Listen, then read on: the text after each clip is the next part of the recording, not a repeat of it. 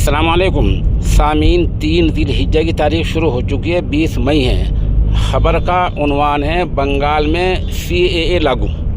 आपको पता है कि मरकज़ी सरकार ने काफ़ी दिन पहले बंगाल के लिए CAA के निफाज को लाज़मी करार दिया था, शहरियत तरमीम कानून को। आपको पता है जिसके ख़िलाफ़ पूरे मुल्क में ज़बरदस्त मुजाहरे हुए थे और उस वक्त की मगरबी बंगाल सरकार मोहतरमा ममता बनर्जी की सरकार ने अपने यहाँ इसको लागू नहीं होने दिया था। ख़ास तौर पर मरकज़ी सरकार का कहना ये था जो रियासतें सरहद में वाक़ हैं, आसाम है, बंगाल हैं, जैसे हिमाचल हैं, इनमें CAA जल्द लागू किया जाए। आज वहाँ के वज़ीर आला शुभेंदु अधिकारी ने बाज़ाब्ता ये ऐलान किया है कि आज से ही बंगाल में CAA लागू हो गया है।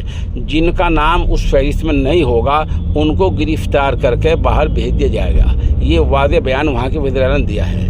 लेकिन ये सिर्फ एक तबके को खुश करने के लिए है। कानून ऐसा नहीं कहता है। कानून ये कहता है कि अगर आपका नाम नहीं है तो आप ट्रिब्यूनल में जाएंगे, वहाँ मामला चलेगा, परसों चलेगा, फिर आप हाई कोर्ट सुप्रीम कोर्ट जा सकते हैं। अगर सबूत मिलेगा तो वो शहरियत बरकरार रख सकते हैं। ये एक सियासी बयान है, लेकिन आज वहाँ के वज़ीर आला का बयान चूँकि आ गया है, इसलिए इस सिमत में वहाँ काम शुरू हो जाएगा।